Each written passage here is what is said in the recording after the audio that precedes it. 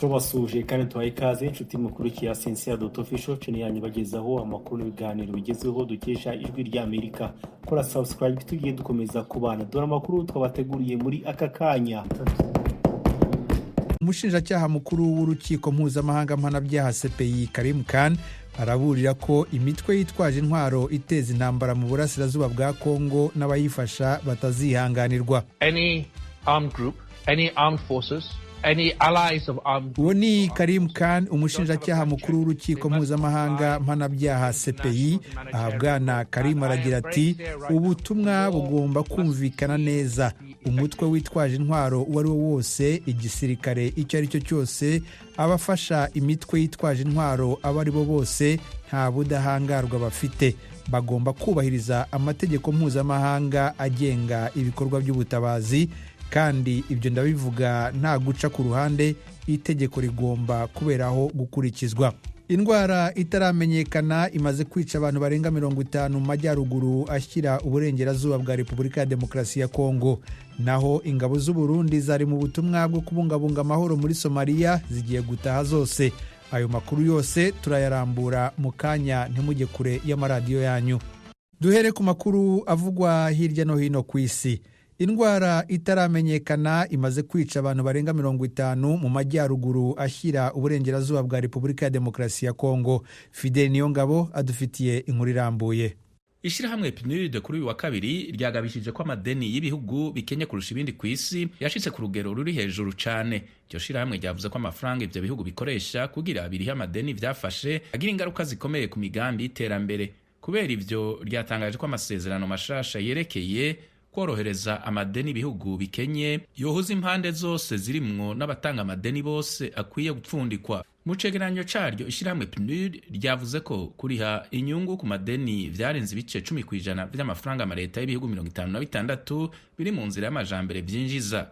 Igitigiri c'ivyo bihugu ciyongeye hafi y'inshuro zibiri umuntu abigereranije no mu myaka 10 irangiye. Iryo shirahamwe ryasohoye ico cegeranyo mu gihe abashikiranganje bajejwe ikigega n'abayobozi b'amabanki makuru b'umugwi G20 ugizwe n'ibihugu biteye imbere n'ibiko biratera imbere mu butunzi kurusha ibindi ku isi batanguye inama mu gihugu ca Afrika y'Epfo.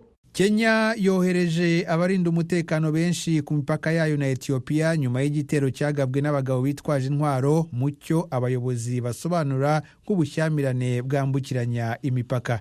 Eugenia Mukankusi adufitiye inkuru irambuye. Minisitiri w'ubutegetsi bw'igihugu wa Kenya Kipchumba Murkomen yavuze ko guverinoma irimo gufatanya n'abayobozi ba Ethiopia gushakisha abaturage babuze.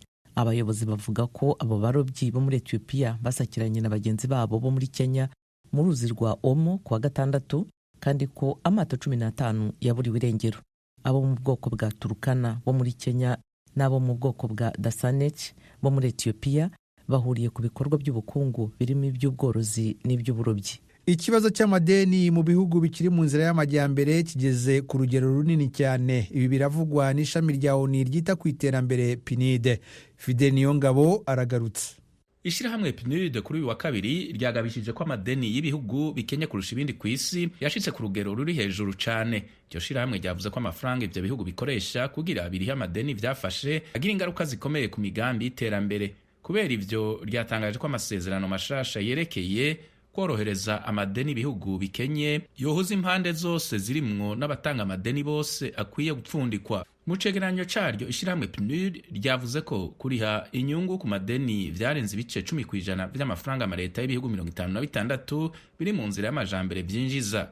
Igitigiri c'ivyo bihugu ciyongeye hafi y'inshuro zibiri umuntu abigereranije no mu myaka 10 irangiye. Iryo shirahamwe ryasohoye ico cegeranyo mu gihe abashikiranganje bajejwe ikigega n'abayobozi b'amabanki makuru b'umugwi G20 ugizwe n'ibihugu biteye imbere n'ibiko biratera imbere mu butunzi kurusha ibindi ku isi batanguye inama mu gihugu ca Afrika y'Epfo. Umuryango urengera uburenganzira bwa muntu Human Rights Watch urashinja ingabo zishyigikiye iz'igihugu cya Sudani igitero cyagabwe ku mudugudu aho cyahitanye abantu 26, imitungo igasahurwa. Eugenia Mukankusi niwe waduteguriye iyi nkuru. Uwo muryango Human Rights Watch uvuga ko ingabo za Sudani zakingiye ikibaba abasirikare bazo bagabye igitero ku baturage zabigambiriye tariki ya 10 y'ukwezi kwa mbere muri leta ya Al Jazeera.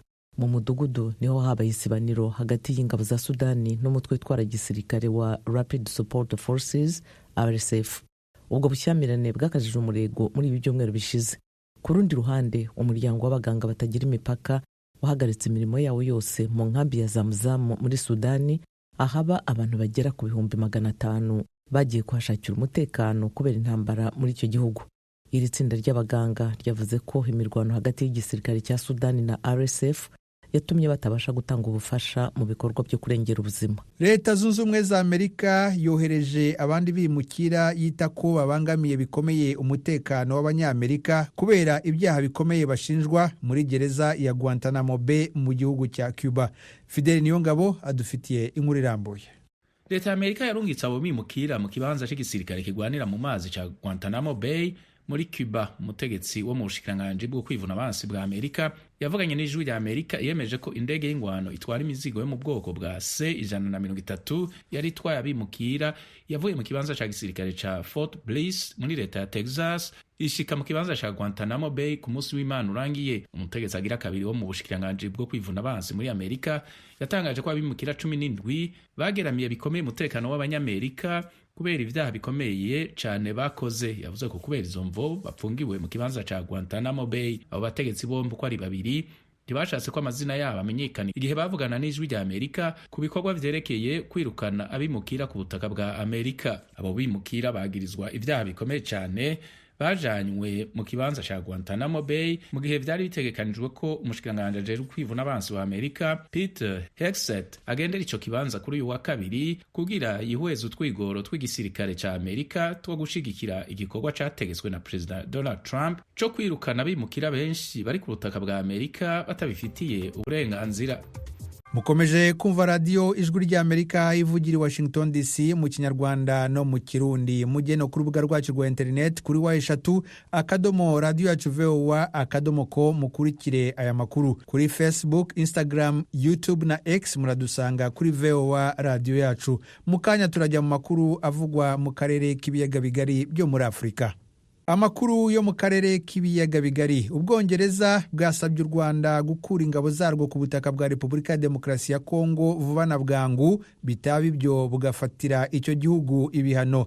Ibyo bikubiye mu itangazo Ubwongereza bwasohoye kuri uyu wa kabiri rigaragaza aho iki gihugu gihagaze ku kibazo cy'intambara ibera mu burasirazuba bwa Kongo. Umunyamakuru Venuste Nshimiyimana uri Londres mu Bwongereza adufitiye inkuru irambuye. Itangazo ryashyizwe ahagaragara na Minisiteri y'Ububanyi n'Amahanga y'Ubwongereza kuri uyu wa kabiri rirasaba ko imirwano ihagarara, imfashanyo ikagezwa ku bayikeneye, amategeko mpuzamahanga agenga ubutabazi akubahirizwa, gahunda nyafurika yo kugarura amahoro igatera intambwe yigaragara, kandi ingabo zose z'u Rwanda zikava ku butaka bwa Kongo. Mu gihe bitaragaragara ko hari intambwe yatewe kuri izo ngingo, Ubwongereza bwafashe ibyemezo birimo guhagarika kujya mu nama zo ku rwego rwo hejuru zateguwe na leta y'u Rwanda, kugabanya kwamamaza no guteza imbere ibikorwa by'ubucuruzi hagati y'Ubwongereza n'u Rwanda, kuba hahagaritswe inkunga yahabwaga leta y'u Rwanda binyuze mu butwererane uretse inkunga yatangwaga igenewe abakene nyakujya n'abantaho nikora. Ibindi byemezo Ubwongereza bwatangaje birimo kungurana inama n'abandi bafatanyabikorwa b'u Rwanda ku bihano bindi byafatwa. Bwavuze kandi ko bugiye guhagarika gahunda zo gufasha mu mahugurwa mu bya gisirikare Ubwongereza bwakoranaga n'u Rwanda no gusubiramo impushya zo kohereza ibikoresho bya gisirikare ku ngabo z'u Rwanda. Leta y'Ubwongereza ikomeza igira iti u Rwanda rushobora kuba rufite impungenge z'umutekano, ariko ntibishobora kwihanganirwa ko hakoreshwa imbaraga za gisirikare. Igisubizo cya politiki nicyo cyonyine gikwiye kuri iyi ntambara. Turasaba Repubulika ya Demokarasi ya Kongo kuvugana n'umutwe wa M23 mu rwego rw'ibiganiro rusange bitagira uwo biheza. Mu mpera z'icyumweru gishize, minisitiri w'ubwongereza w'ububanyi n'amahanga David Lammy yabonanye na Perezida Felix Antoine Tshisekedi wa Repubulika ya Demokarasi ya Kongo na Paul Kagame w'u Rwanda. Mu biganiro bagiranye, Minisitiri Lammy yagaragaje ko ibitero biheruka gukorwa n'umutwe wa M23 n'ingabo z'u Rwanda RDF birimo ifatwa ry'umujyi wa Goma na Bukavu ari ukuvogera ubusugire bwa Repubulika ya Demokarasi ya Kongo kandi ko binyuranije n'amahame agenga umuryango w'abibumbye. Minisitiri Lammy yasabye kandi abakuru b'ibihugu byombi gushyigikira ku buryo bugaragara gahunda y'amahoro iyobowe na Afurika yo gushaka igisubizo kirambye. Yababwiye ko umuryango mpuzamahanga uzafata ibyemezo bihamye kubera intambara ikomeje kwiyongera. Itangazo rya Minisitiri w'Ububanyi n'Amahanga y'Ubwongereza rivuga ko mu byumweru bike bishize Ubwongereza bwunguranye inama n'abandi bafatanyabikorwa barimo ibihugu 7 bikize cyane ku isi G7 kandi bugasaba ihagarikwa ry'intambara mu burasirazuba bwa Kongo mu nama ya ONU ishinzwe umutekano ku isi no mu nama ya komisiyo ya ONU ishinzwe uburenganzira bwa muntu. Mu rugendo rwe mu karere k'ibiyaga bigari, Minisitiri w'Ububanyi n'Amahanga w'Ubwongereza David Lammy yatangaje inkunga y'inyongera ingana na miliyoni 14,600 by'amafaranga y'Ubwongereza, inkunga igenewe abazahajwe n'intambara yo mu burasirazuba bwa Repubulika ya Demokarasi ya Kongo. Kuva mu mwaka wa 2017 kugeza mu mwaka wa 2021 Ubwongereza bwahaga u Rwanda buri mwaka intwererano ingana na miliyoni 60 z'amadolari. Ibi byemezo Ubwongereza bufatiye u Rwanda bitangajwe nyuma y'umunsi umwe gusa umuryango w'ubumwe bw'Uburayi unaniwe kumvikana ku bihano ibihugu biwugize byifuzaga ko byafatirwa u Rwanda. Igihugu cya Luxembourg cyabyitambitsemo bituma ibihano byari gufatirwa ikigo kimwe cy'u Rwanda n'abandi bayobozi 9 b'u Rwanda bidafatwa. Kuri ibi byemezo by'Ubwongereza, leta y'u Rwanda irashinja icyo gihugu kubogamira ku ruhande rwa Repubulika ya Demokarasi ya Kongo no kudashyira mu gaciro. Mugenzi wacu Geoffrey Mutagoma araduha ibindi kuri iyi nkuru. Mu itangazo yasohoye, Minisiteri y'Ububanyi n'Amahanga y'u Rwanda ivuga ko bibabaje ko Ubwongereza bwafashe izi ngamba ku buryo bugaragaza ko bufite uruhande bubogamiyeho muri iki kibazo. U Rwanda ruvuga ko gutekereza ko rwashyira mu kaga umutekano warwo n'abarutuye ari ukudashyira mu gaciro. Ruravuga ko izi ngamba ntacyo zifashije Repubulika ya Demokarasi ya Kongo kandi nta n'inkunga zitanga mu gukemura amakimbirane arangwa mu burasirazuba bwa Kongo ku buryo burambye binyuze mu nzira ya politike. Ku ruhare u Rwanda rushinjwa, rusobanura ko Repubulika ya Demokarasi ya Kongo ariyo yagombye kubirebwa na byinshi kurusha abandi bose bihuriye muri iki kibazo, nyamara hakaba nta na kimwe ibazwa ku kwibasira amoko amwe no guhohotera abaturage. Aha u Rwanda ruvuga ko mu bahohoterwa harimo iyicwa ry'Abanyamurenge muri Kivu y'Epfo. U Rwanda ruravuga ko impamvu itayibazwa zigaragarira buri wese, ariko rukongeraho ko kuba bimeze gutyo ari uguteza Kongo umurindi wo gukomeza gukoresha uburyo bwa gisirikare muri iki kibazo, bigatuma kidakemuka kandi abaturage bakaguma kuhababarira. U Rwanda kandi ruvuga ko ruzakomeza gushimangira ko impamvu z'umutekano warwo zihabwa agaciro. Rubona ko leta n'abafatanyabikorwa bayo ku rwego mpuzamahanga batigeze babyitaho, rugasanga iyi ntambara y'urudaca n'ibibazo by'umutekano muke bisa naho hari ababifitemo inyungu ku buryo butaziguye cyangwa buziguye. Kuba iki kibazo cyabonerwa umuti, u Rwanda ruvuga ko rwiyemeje gukorana n'ibindi bihugu harimo n'ibyo ku rwego rwa Afurika bigerageza kuba umuhuza muri iki kibazo. Aha rugasaba umuryango mpuzamahanga gushyigikira iyi nzira rubona ko ariyo rukumbi yizeweho umuti urambye. Tukivuga kuri ibyo bihano bikomeje gufatirwa u Rwanda, ishyaka PS Imberakuri uruhande ruyobowe na Bernard Ntaganda rirasaba ubutegetsi bw'u Rwanda kwisubiraho kuko risanga abaturage basanzwe aribo bazagirwaho ingaruka z'ibyo bihano birimo gufatirwa igihugu. Uyu yanasabye ubutegetsi gufungura urubuga rwa politike.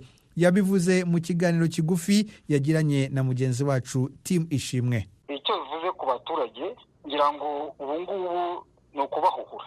N'ubundi abaturage b'u Rwanda ntago bari babayeho neza, ntawe utabizi ko dufite ishyaka FPR imaze imyaka 30 ku butegetsi iyoboza igitugu ku buryo ntacyo rwose umuturage yunguka mu mibereho ye. Ubu rero ibintu bigiye guhubuka, abaturage ubu bagiye gupfa nk'uko zishwe na muraramo. Mu itangazo hari aho wanditse ko gukora ibi ku Rwanda rusa nk'aho rwishyize mu mutego. Ahangaha washaka kuvuga iki? Icya mbere, kuba rwayishyize mu mutego ni ubutegetsi bubi bwaranze iyi leta ya Perezida Paul Kagame mu myaka 30. None se niba dufite igihugu kimaze imyaka 30 kidashobora kwemera amashyaka menshi, kidashobora kwemera ko abantu bagira ubwisanzure, icyo ikerekana umutego, byabaye nk'aho umutego mutindi u Rwanda rwishyizemo. Icya kabiri ni ukuba u Rwanda rudafite abategetsi bashikamye, cyane cyane mu nzego zose.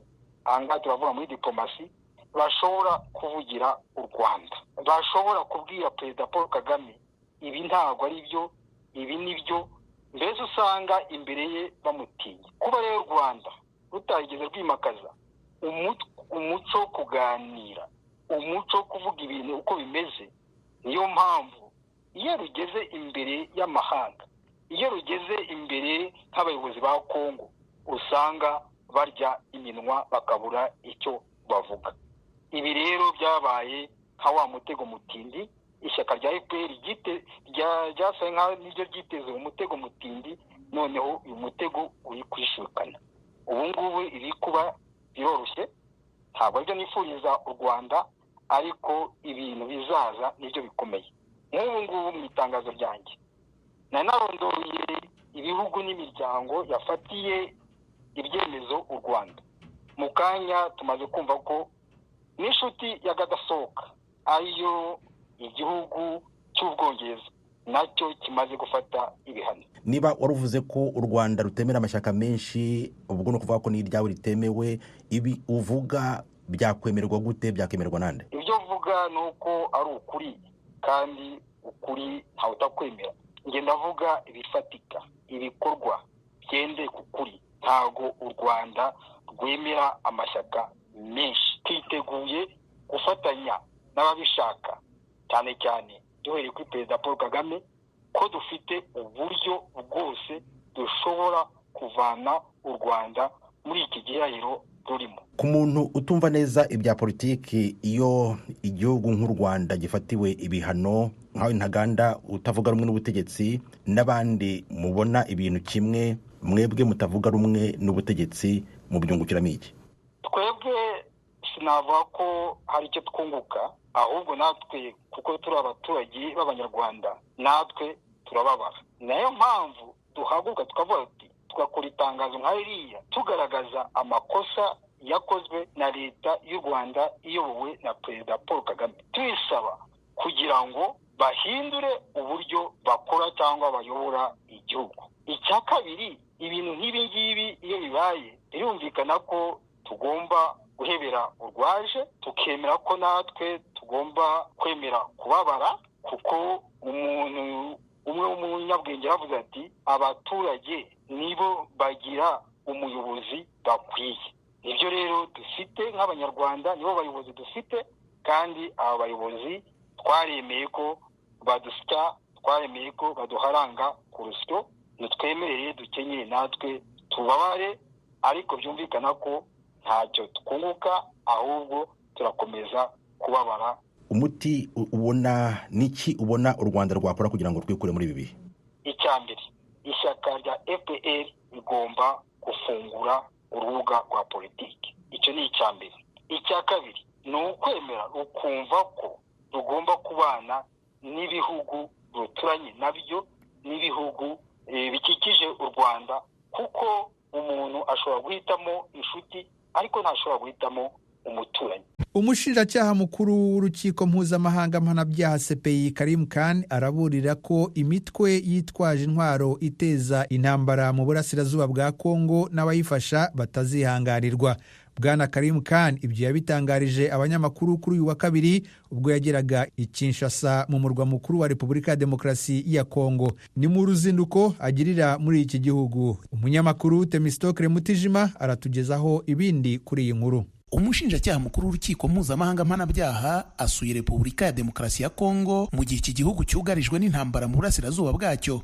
yatangaje ko uru rukiko rutewe impungenge cyane n'uko ibintu byifashe muri Repubulika ya Demokarasi ya Kongo muri iki gihe. Ni mu gihe inyeshyamba za M23 zishyigikiwe n'u Rwanda ziheruka kwigarurira imijyi ibiri y'ingenzi Goma na Bukavu mu burasirazuba bwa Kongo, ibiziha ingufu zikomeye mu karere kuva zakongera kwegura intwaro mu mpera za 2021. Nyamara Bwana Karim Khan akavuga ko ku bijyanye n'izi ntambara ubutumwa bugomba kumvikana neza. And the message has to be conveyed very clearly.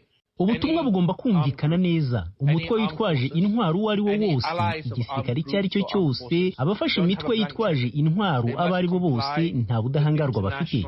Bagomba kubahiriza amategeko mpuzamahanga agenga ibikorwa by'ubutabazi, kandi ibyo ndabivuga nta guca ku ruhande. Itegeko rigomba kuberaho gukurikizwa. Buri wese agomba kubahiriza amasezerano ya Roma. Nta ugomba kugaba ibitero ku basivili ngo akomeretse abantu cyangwa ngo abice. Inzobere za Loni zitangaza ko umutwe wa M23 ufashwa n'abasirikare b'u Rwanda bagera ku 4,000. Kuva wongeye kubura intambara, imirwano iwushyamiranyije n'ingabo za leta ya Kongo yateje ikibazo gikomeye gikeneye ubutabazi bwihutirwa mu karere kazahajwe n'intambara kuva mu myaka 30 ishize. Umushinjacyaha mukuru w'urukiko mpuzamahanga agasanga mu bijyanye n'ubutabera amategeko mpuzamahanga agomba gufata abanyekongo kimwe n'abatuye ibindi bihugu byo ku isi. Iki ni cyo gihe ngo turebe niba amategeko mpuzamahanga arengera ikiremwa muntu ashobora kwihanganira kumva ubusabe abaturage ba Kongo bakomeje kwitsaho, aribwo iyubahirizwa ry'amategeko mu buryo bungana. Abanyekongo bafite agaciro kimwe n'abanya-Ukraine, kimwe n'abanya-Isiraheli, n'abanya-Palestine, kimwe n'abakobwa cyangwa abagore b'abanya-Afghanistan. Mu ruzinduko rwe muri Kongo biteganijwe ko Karim Khan ahura na Perezida Felix Tshisekedi, abaminisitiri ndetse n'intumwa y'umunyamabanga mukuru wa Loni muri Kongo Madamu Bintou Keita.